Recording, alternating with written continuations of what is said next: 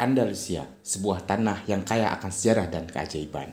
Dengan jejak-jejak zaman Moor yang memikat dan pengaruh Islam yang mendalam. Wilayah ini menjadi saksi bisu pertukaran budaya, ilmu pengetahuan di Eropa selama berabad-abad. Mari kita telusuri jejak-jejak yang memukau dari jantung Andalusia. Let's get the ball rolling.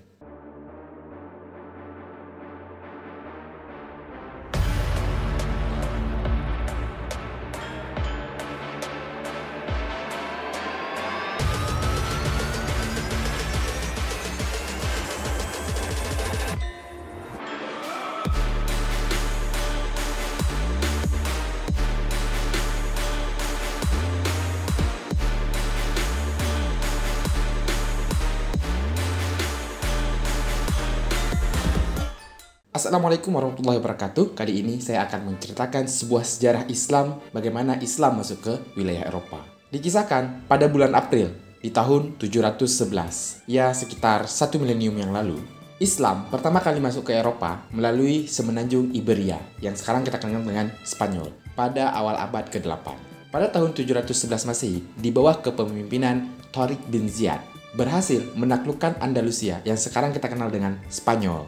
Andalusia adalah sebuah komunitas otonomi Spanyol yang paling padat penduduknya dan kedua terbesar dari 17 wilayah yang membentuk Spanyol. Andalusia meliputi 8 provinsi, yaitu Helva, Cadiz, Sevilla, Malaga, Cordoba, Jaén, Granada, dan Almeria.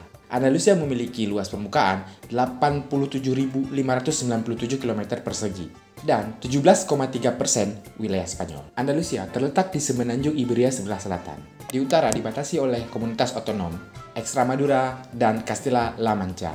Di sebelah timur oleh komunitas otonom Murcia dan Laut Mediterania.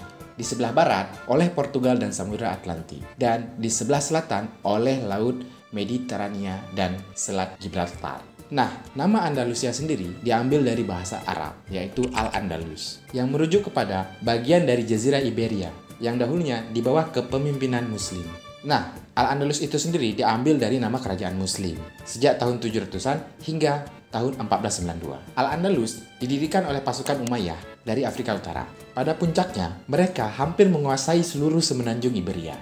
And FYI, sepeninggalan Nabi Muhammad SAW dan Khulafaur Rasyidin, kepemimpinan Islam dilanjutkan oleh Bani Umayyah.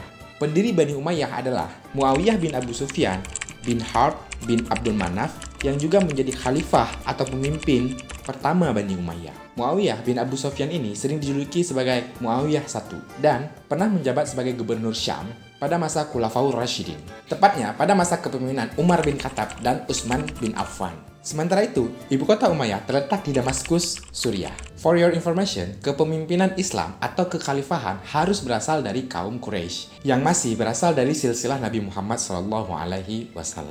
Nah, silsilahnya Muawiyah bin Abu Sufyan bin Harb bin Abdul Manaf ini bertemu dengan Nabi Muhammad SAW pada Abdul Manaf. Pada tahun 711 terjadilah jejak awal mula penyebaran Islam di Eropa. Islam bertahan di Spanyol hampir 8 abad, ditandai dengan kemajuan pesat hampir dari semua aspek, sosial, ekonomi, arsitektur, agama, sastra, dan ilmu pengetahuan. Dalam buku Islam in Andalus karya Ahmad Thompson dan Muhammad Ataur Rahim, masa pemerintahan dinasti Umayyah di Andalusia disebut menjadi salah satu tonggak pondasi keilmuan yang pengaruhnya masih dirasakan sampai hari ini.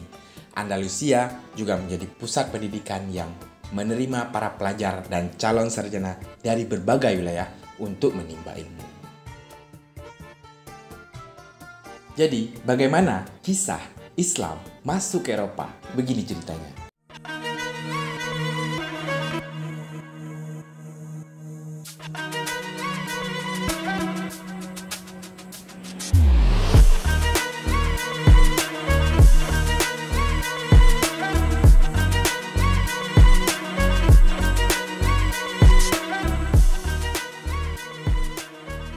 Andalusia pada masa itu dipimpin oleh seorang raja yang sangat dibenci oleh rakyatnya. Nama raja tersebut adalah Raja Roderick.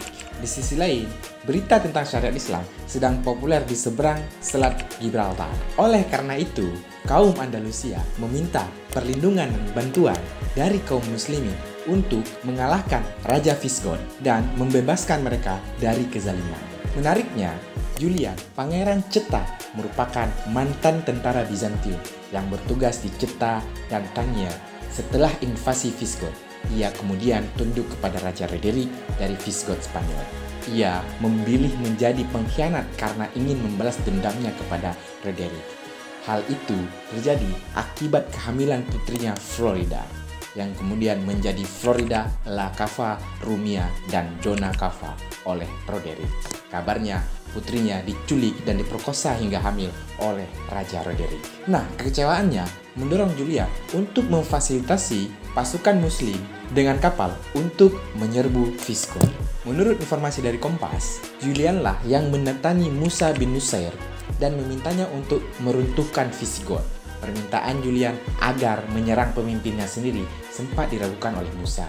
Namun, Julian berhasil meyakinkan Musa setelah mengirimkan ekspedisi kecil untuk menyerbu semenanjung Iberia. Tapi, Musa bin Nusair meneliti dulu apakah berita yang disampaikan itu benar atau mungkin hanya sekedar provokasi di antara dua pemerintahan. Nah, ketika dicek, ternyata berita itu benar. Maka dikirimlah seorang jenderal yang berkarismatik, yang memiliki kemampuan militer yang hebat, yang dikenal dengan nama Tariq bin Ziyad.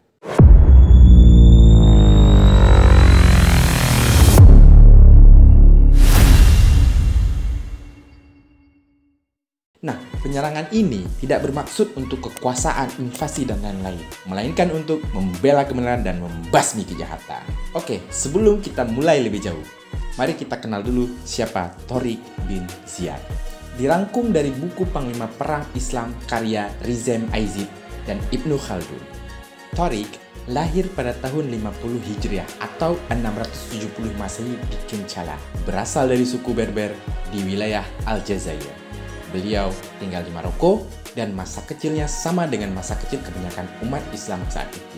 Ia belajar membaca, menulis, dan juga menghafal Al-Quran dan hadis. Nah, Tariq bin Ziyad diangkat sebagai panglima perang oleh Musa bin Nusair dari Muawiyah yang kita ceritakan tadi. Nah, Bani Umayyah adalah dinasti Islam terbesar yang berpusat di Andalusia. Kemudian, Tariq diangkat lagi menjadi gubernur oleh Musa bin Nusair, penguasa Ifriqiya atau Afrika Utara. Pengangkatannya sebagai gubernur di kota Tangier, Maroko, dilakukan setelah penaklukan 710 sampai dengan 711 Masehi. Sebagaimana diketahui, Tariq adalah ahli perang dan pandai menunggang kuda. Oke, sekarang kita kembali lagi ke cerita Andalusia. Nah, begitu permintaan sampai kepada Tariq, mereka diberangkatkan ke Spanyol. Untuk jumlah pasukan yang berangkat ke Spanyol, saya agak mengalami perbedaan data. Menurut Ustadz Adi Hidayat, pada salah satu ceramahnya, beliau mengatakan pasukan yang berangkat ke Spanyol bersama Tariq bin Ziyad itu sekitar 10.000 pasukan. Sedangkan menurut sumber lain, mereka berangkat dengan 7.000 pasukan dan tambahan lagi 5.000 pasukan. Jadi jika ditotal sama dengan 12.000 pasukan. Ya, so-so lah ya. Oke, kemudian seluruh pasukan mengarungi lautan dengan kapal menuju Spanyol. Sesampainya di daratan Spanyol, Tariq mengumpulkan pasukannya di selat yang berdampingan dengan Bukit Karang yang sekarang dikenal dengan nama Bukit Gibraltar. Di bukit inilah Tariq menyampaikan pidato di mana ia memerintahkan pasukannya untuk membakar semua kapal mereka. Pasukan pun paham dengan maksud panglima mereka, yakni agar tidak ada prajurit yang ketakutan dan memilih untuk berlindung di kapal. Perintah ini membuat pasukan tidak lagi memiliki jalan lain selain bertempur hingga meraih kemenangan atau mati syahid berjuang di jalan Allah. Selain memilih pasukan yang terbaik dalam misi penyerangan Andalusia, Tariq juga menggunakan strategi. Dia membagi pasukannya menjadi 4 kelompok. Dalam buku Para Panglima Perang Islam, 4 kelompok Tariq bin Ziyad dalam penaklukan Andalusia yaitu: yang pertama, pasukan pemanah yang dipimpin oleh Amir dan berada di garda terdepan. Kemudian, pasukan berkuda yang dipimpin oleh Sufyan. Pasukan ini bertugas menggempur musuh dari sayap kiri. Kemudian, pasukan pejalan kaki yang menyeberang dari sayap kanan.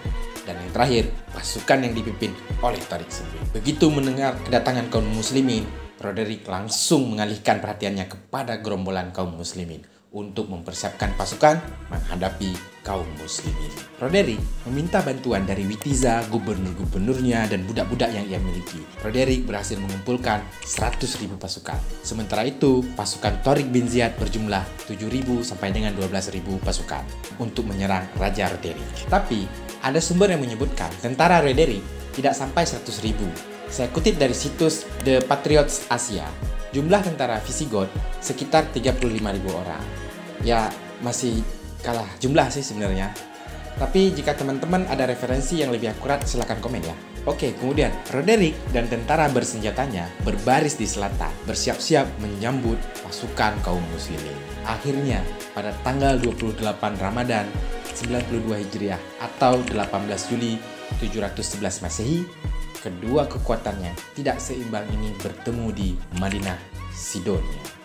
Ditambah lagi, kondisi saat itu orang-orang muslimin sedang melakukan puasa. Dalam historiografi, tidak dijelaskan secara detail tentang pola berpuasa yang dilakukan oleh Tariq bin Ziyad selama pengepungan Iberia di bulan Ramadan. Namun, disebutkan bahwa bulan Ramadan telah menjadi kunci keyakinan umat Islam dalam menaklukkan Spanyol. Menurut beberapa sumber, perang mengerikan berkecamuk itu berlangsung selama 8 hari. Kaum muslim dalam jumlah kecil terus bertahan melawan serangan Visigoth yang dipimpin oleh Roderick. Nah, perang pun berlangsung, di mana pasukan muslim banyak yang mulai terdesak karena jumlah mereka terbilang sedikit. Di tengah perang, tiba-tiba pasukan Visigoth mendengar desas-desus bahwa pihak muslim tidak menyerang untuk menjajah, tapi untuk membebaskan negerinya dari kekejaman Raja Roderick. Kabar tersebut membuat banyak pasukan Visigoth yang membenci Roderick langsung mundur atau tidak berperang dengan sepenuh hati. Di sisi lain, menurut National Geographic, kekalahan tentara Visigoth diikuti dengan kaburnya lawan-lawan raja yang hanya menemani tuan rumah dalam persaingan dengan penuh tipu daya muslihat dan karena ambisi untuk pemerintahan. Terdapat banyak pengkhianatan di dalam barisan Visigoth. Ada kemungkinan bahwa para pengkhianat dalam barisan Visigoth bermaksud untuk meninggalkan Roderick sendirian, untuk dikalahkan dan dibunuh oleh kaum muslimin. Namun, rencana mereka gagal, karena sebagian besar dari mereka juga terbunuh karena langkah cepat dan strategis yang dilakukan kaum muslimin. Visigoth tidak punya peluang. Ketika Visigoth yang kalah lalu mundur menuju ibu kota Spanyol Toledo, Tariq sendiri bergerak menuju wilayah tersebut. Akhirnya, Tariq bin Ziyad berhasil membunuh Raja Roderick, menandai titik balik dalam pertempuran, yang mengakibatkan pasukan Visigoth kehilangan semangat perang dan memudahkan pasukan muslim untuk menembus benteng penguasaan wilayah tersebut. Raja Roderick dikalahkan dan tewas pada 19 Juli tahun 711 Masehi yang dijuluki dengan pertempuran Guadalete. Oke, setelah kematian Raja Roderick, kemudian misi berlanjut untuk menaklukkan semenanjung Iberia. Tariq bin Ziyad membagi pasukannya untuk menaklukkan di berbagai wilayah. Pasukan Tariq pun berhasil menguasai Cordoba, Granada, Malaga, hingga Toledo, yang saat ini masih menjadi ibu kota Spanyol. 2 tahun berselang, seluruh daratan Spanyol berhasil dikuasai pasukan Islam dan penaklukan pasukan berlanjut ke Portugal. Sementara Tariq diangkat menjadi gubernur Al-Andalus. Kemudian, apa yang terjadi setelah kemenangan pertempuran? Yang paling menarik, setelah pasukan Islam telah menunaikan tugasnya untuk membantu rakyat Andalusia dari kekejaman rajanya dan pasukan Tariq ingin kembali ke kampung halamannya, Afrika Utara. Masyarakat pada umumnya meminta Tariq bin Ziyad untuk tetap stay dan membantu mereka untuk mengembangkan wilayah Andalusia. Nah, mendengar hal tersebut, tim setuju dan langsung mengirimkan perlengkapan ke Al-Andalusia.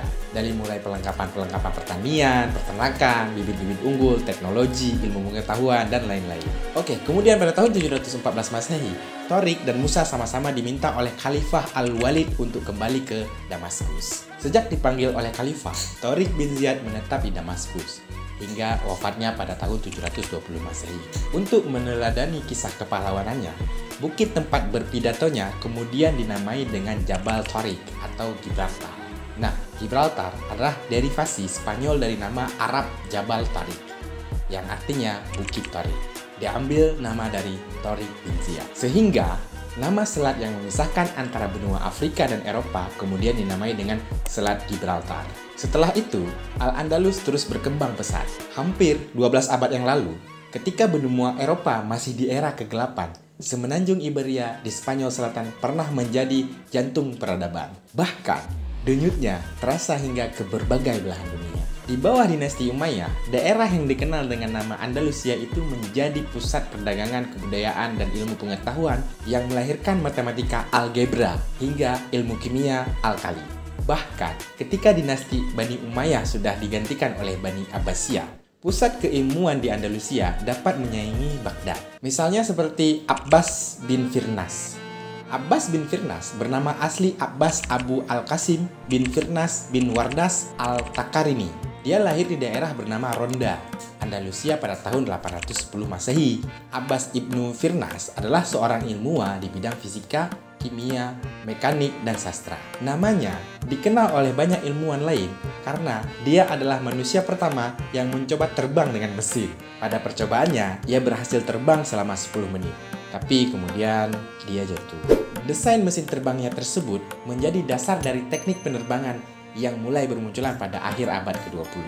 Selain itu, Abbas juga menemukan beberapa temuan lain, seperti jam bertenaga air, kaca transparan yang terbuat dari bahan pasir dan kristal kuarsa. Saat ini, namanya banyak diabadikan di berbagai nama jalan, badan ilmiah, gedung, dan lain-lain.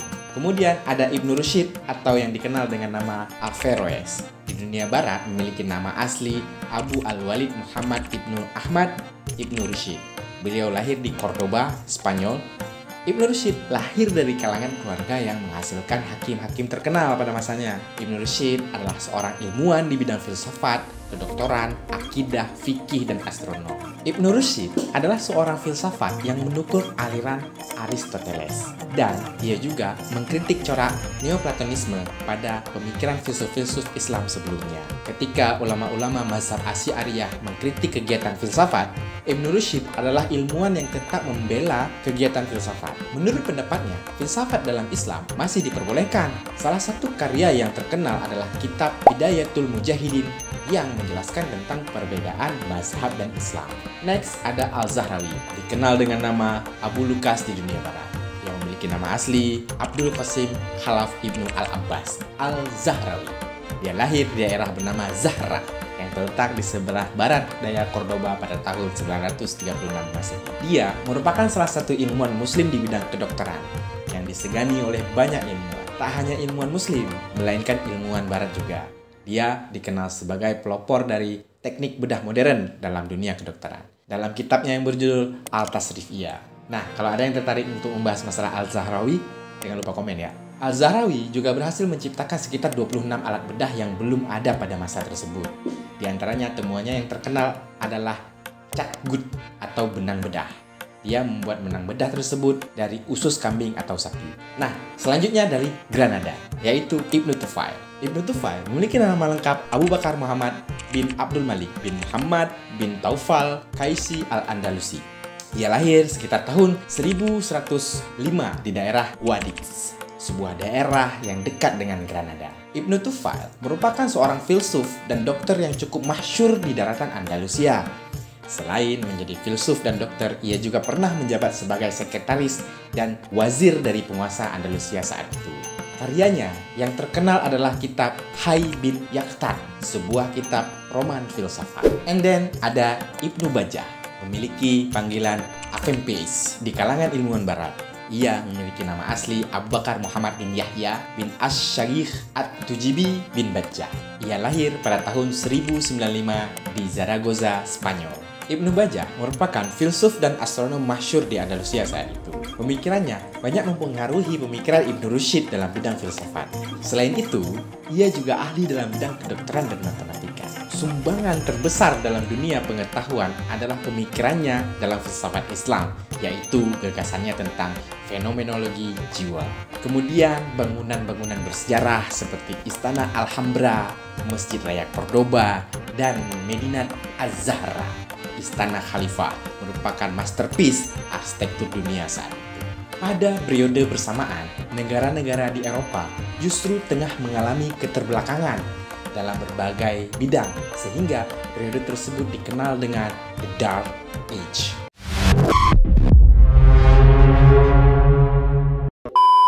Menurut sumber lain yang saya dapat dari UI, Universitas Indonesia, Ibnu Sina atau yang disebut dengan Avicenna dan Al-Khawarizmi juga pernah menempuh pendidikan di sana.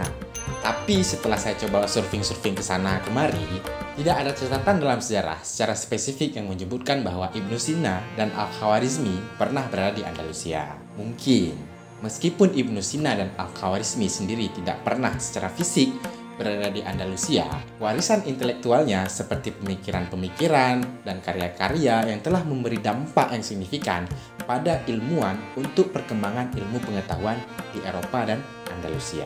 Oke, mungkin di lain kesempatan kita coba bahas tentang Ibnu Sina atau Al-Khawarizmi ya. Yang mau, silahkan komen di bawah. Kita kembali lagi ke Andalusia. Menurut CNN, hampir 8 abad kerajaan Islam memimpin wilayah Andalusia. Tercatat dari tahun 711 hingga 1492. Khalifah Al-Andalus terentang jauh dari Lisbon, Portugal hingga ke Zaragoza, Bosnia dan berpusat di 3 kota, yaitu Cordoba, Granada, dan Sevilla. Tapi pada tahun 1031 Masehi, dinasti Umayyah runtuh dan digantikan oleh berbagai kerajaan kecil yang disebut dengan Taifah. Kerajaan-kerajaan ini saling bersaing dan lemah dalam menghadapi serangan dari kerajaan-kerajaan Kristen di utara. Pada abad ke-13 Masehi, kerajaan-kerajaan Kristen semakin kuat dan berhasil merebut kembali berbagai wilayah di Andalusia dari tangan Muslim. Dan hanya tersisa satu kerajaan Muslim yang bertahan, yaitu Kerajaan Granada yang didirikan oleh dinasti Nasrid pada tahun 1238 Masehi. Kerajaan Granada menjadi tempat bertahan terakhir umat Islam di Andalusia. Pada tahun 1492 Masehi, Kerajaan Granada akhirnya jatuh ke tangan Raja Ferdinand dan Ratu Isabella dari Spanyol. Dengan demikian, berakhirnya kekuasaan Islam di Andalusia setelah lebih dari 7 abad. Nah, begitu ceritanya. Kali aja ada yang tertarik kisah bagaimana cerita lengkap bubarnya Islam di Spanyol, silahkan komen di bawah. Oke, sekian dulu dari saya. Mohon maaf jika ada kekeliruan dalam penyampaian. Barangkali ada yang mau revisi, bertanya, ataupun menambahkan. Seperti biasa, kita diskusi di kolom komentar. Thank you for watching and see you in the next video. Oke.